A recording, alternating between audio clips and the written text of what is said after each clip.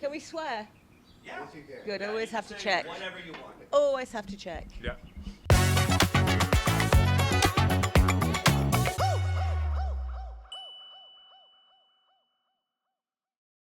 Well, I'm judging direct, and I think it was kind of, that category was always seen as a Wild West, right? You just put anything in it that kind of like you didn't really know where else to put. And we're very good this year, especially around one show that we've got very clear guidelines, which is, it is, a piece of work talking to a specific group or culture with a defined ask and results, right? So there's 3 beats. And as long as that work stays within those 3 beats, then anything goes. So we've moved God, I'm feeling old, but we've moved from all of the stuff where you used to open a magazine and shit used to fall down. Yeah. And you go, oh yeah, that's coupon direct. or To kind of an argument that is, well, everything's direct now. If it's not got a reason to exist in the world, if it's just there to raise awareness, then it's not going to do anybody any good. Does that make sense? Absolutely. I'm judging film, which sounds less vague or ambiguous, but I actually think that it's going through the same type of transition, because I mean, what we call film, first of all, it's called film, and it's again that's an ancient word, right? Like no one shoots in film anymore other than Christopher Nolan. But I think that people forget that moving image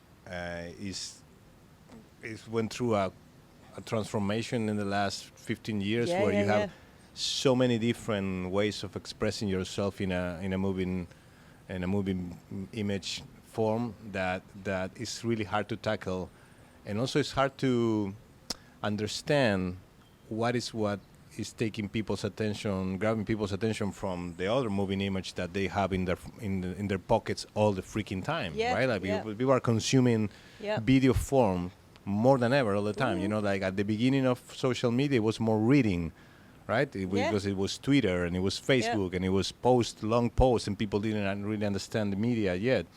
And now it's pretty much video all the time. And there's still some things going around, but it's pretty much video. So I feel that cracking the code of the new media in the same way we had cracked the code of the things that we're adapting from movies or short films into commercials, we haven't cracked that code yet. So we are still in a phase where it's hard to know what is good. We know what works, because that this post or this video got 2 billion whatever, but we still don't know what is good. We knew that Surfers was amazing. Yes. Yeah. Right? The first time you saw it, do you remember? Yeah.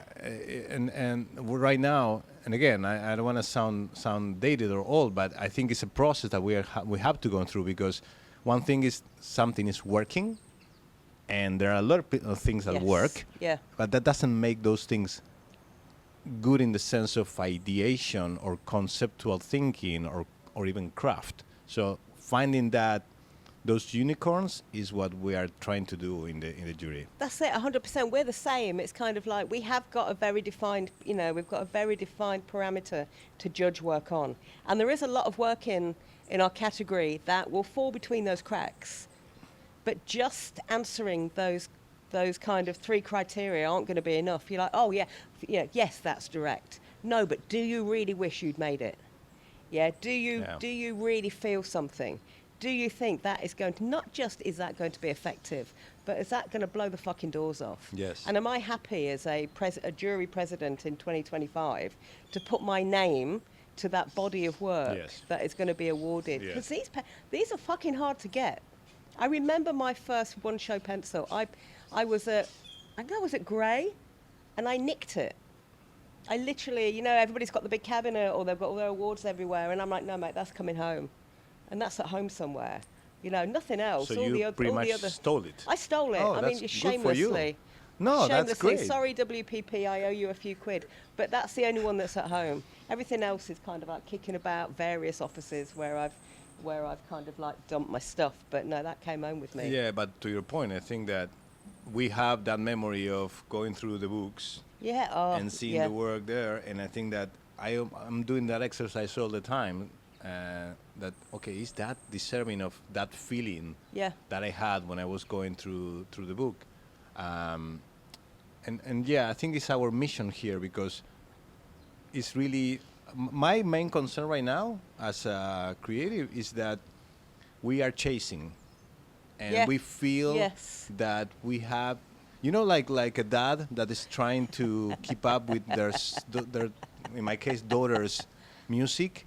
And I don't want to be that guy, I don't want to be the guy that says, oh, well, but I'm listening to, Charlie XCX. Yeah, I'm so yeah, cool. yeah, No, yeah, you're yeah. not cool because, you're listening Yeah. because someone How's else. your brat summer going?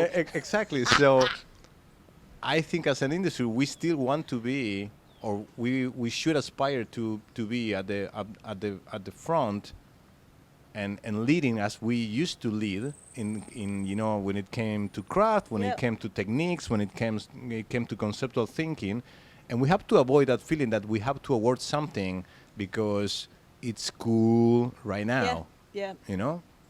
It's funny, isn't it? Because it's kind of like history does judge you. But you're right about that constant feel that we've got to keep up, And I think this industry is really, when this industry is good, right, when it's on point, when you're proud to work in this industry, you can look at a piece of work and you go, yeah, actually, that was amazing. That made a dent in culture. That's going to change lives. That's going to elevate that client. That's a really smart piece of thinking. And then when it's bad, you're right, it's like dad dancing. It's like, oh, Yes. And you've got all these people going, oh, no, we know what's happening next on Twitter. You haven't got a fucking clue, right? Look at the world. It's absolutely on fire. And anybody that says they know where anything is going, I genuinely think is a bullshitter. Yeah, there's some lovely everybody said, the days of kind of like one piece of work or something that lands in a cultural moment of kind of like galvanizing society is gone. No. What has adolescence just done?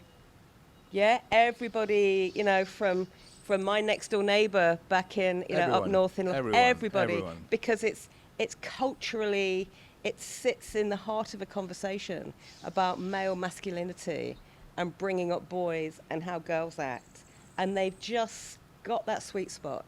And from a craft point of view, it's incredible, but you forget the craft because the writing is so good. Yeah. And suddenly this wonderful holy trinity of everything that you love as a creative has just clicked, and you go, thank you very much. And I'm sure we'll be sitting here in a couple of years' time and everybody's doing the one take because they've all been influenced by it. And I don't mind that. Take your inspiration from That's fine. something brilliant. That's fine. But God, there's Yeah. those moments that you just look for and you go, yeah, thank you very much. Yeah, but also let's not say that we as an industry cannot do that. We we can can. totally do that, We but totally we cannot can. do it if we are chasing something that just happened yesterday, because that adolescence is not doing Yes. that. Yeah. It's actually finding the truth beneath masculinity and toxic That is masculinity and creating something out of that will still be relevant in 2 years as a storytelling piece and as a psychological analysis piece. And again, we're becoming really philosophical, but I think it's a philosophical moment, in our industry. I think it's a philosophical moment kind of in culture, but also it's we will only get there if we look up and out of our industry and our disciplines and actually just see what's going on and feel what's going on. You know what I mean? And then whether or not you're a writer, whether or not you're more visual, whether or not you're making content in your bedroom, or whether or not you're part of a big global organization, we've still got a role to play, but let's not play chase. Yes. Yeah? Let's kind of like really lean in. Yeah, that's... And because we've got all of the tools at our disposal. Anybody that says that creatives don't like data, it's bullshit, right? We eat it. We devour it. It's anything that gets us closer to an insight to the people that we need to reach is fucking gold as far as I'm concerned. And we have all of this at our disposal. So let's get it out of the silos and let's just use it and start to really start to make a difference. Do you see a prevalence of trying to connect more at a human level in the work, or you still see a lot of tech-driven ideas that are, a little bit more? The work that we're judging at the moment, I think, a couple of years ago, massively tech-driven.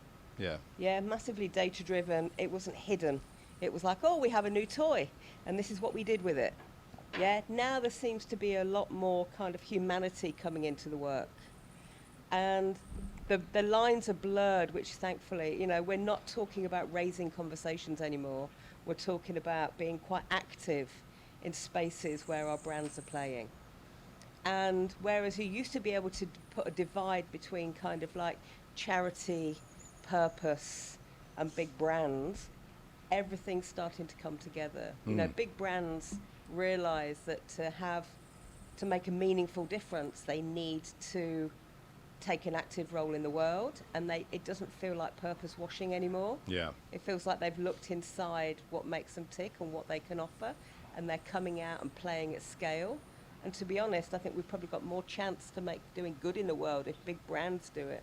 We can't wait for governments to do it anymore. And then the charities are kind of like, and the people that are doing the charity work are getting wise to the fact that it's a lot more powerful when you bring a brand on board. Well, because I think big brands understand something that is easy to forget that they do understand, which is the human level. They are big brands because they cracked the code of connecting with people. There is a reason these brands are famous amongst people. Yeah. It's not random. No, it's because they actually bet on connecting with people at a human level, regardless of technology. Everyone knows what the big brands in the world are about. Even people that don't consume those brands or don't like those brands, they know what they are about. And I think it's funny because we should be the guardians of that as an industry, and we are the first ones in actually talk more about tech than talk about people. And then we want people to connect with us and to connect with the brands we defend, and we are the ones that forget that actually, people don't want to be talked about technology all the time. People are also scared about being replaced by technology. So 100%. the moment you start, you spend so much time, including internally in our own companies. It's like we spend so much time talking about technology instead of trying to understand how people are feeling about it. And I think that big brands understand that and can actually put that in their work. But that's, do you think that's because we're still chasing the new? We're still very much kind of like, we think, do we feel like we've lost our position as leaders in a cultural sense? And we will always be playing kind of like catch up. Or should we just kind of go, you know what, mate, you go play over there. I'm over here. I'm over here with the real people. Yeah. I'm over here having these conversations, working with brands that people are glad exist in the world. Yeah. We do a thing called the Meaningful Brand Study. And the Havas have been doing it for about 20 years or so. And it's 70, I think this year if 78% of brands disappeared overnight, consumers wouldn't give a shit. And you're Makes like, sense. Wow, that makes perfect sense, doesn't sense. it? Yes. I know, you go, wow, yeah, of course. Yeah.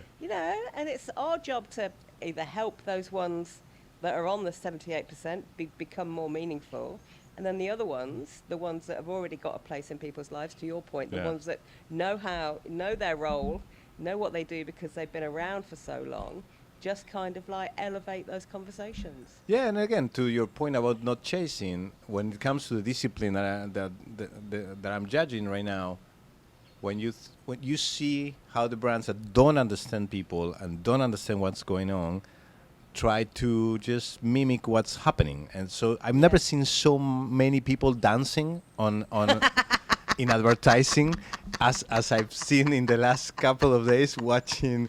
It's like everyone is freaking dancing. It's like, what's the fuck is going on? It's like, I know that people are dancing on TikTok, and I know that that's what pretty much they do. Every most of them, but we don't have to do the same thing. In spending 500,000, in a day of shoot.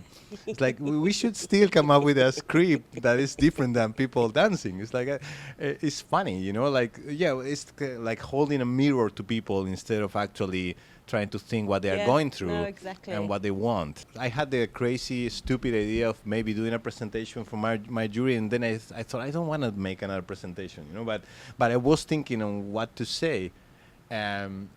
And I might say tomorrow, before we start, doing the conversation part of the job, which was, why are we here? Because we all come here to a beautiful place that we are not gonna see. Like we're not gonna go to the beach. We're not gonna dive in the ocean. Most of us probably we're not. So why do we do this to us? Like we lock ourselves in dark rooms in a place where other people are having margaritas and jumping on the pool. So I think we do it because we love the work and we love the people that created that work. And it's a pretty naive answer to it, but I do believe that that's the reason why we spend time here. And it is super important at this moment in the world. Awards, if we use them just to post on LinkedIn that we won them or that we have been shortlisted for them, we are trivializing the role they have in our industry, which is keep alive the love for the work and the people that do the work. That's all what matters to me right now at this moment in time. And obviously, the more demanding the award, the bigger the love that you have to put to create the work that will win and to craft it and to pick it up and award it. So for 100%. Me, it's a matter of keep feeding the industry with real love, not LinkedIn love. Yeah, this is honestly, I think that's what it's all about, and this is a real luxury. And I'm not talking about the place and the weather and everything else. Spending time in a room with the world's best creators and thinkers is an absolute luxury. We never get to do that, especially as kind of leaders. You are giving of so much, and please don't feel sorry for us, as poor things. You give so much to your department, to your agency, to your clients, to whoever else.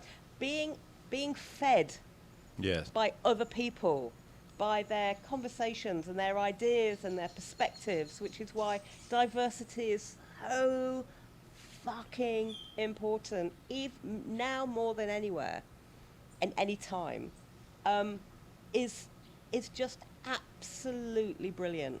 I mean, literally, you lie in bed at night and you're just kind of going through the conversations and you're like, that was brilliant. That was incredible. Oh, I'll check that out. Oh, I'll go and do that. And you are fed. Yeah. And that's lovely. And that feeling lasts until the next time you do it. Yes. Because it has to. Because we don't get the chance to do that, no, do we? No. And also we don't get the chance to change our minds too often. Yeah. And I think that one of the beauties is also that I'm sure that you are a pretty stubborn person, as I am, when you are convinced about something.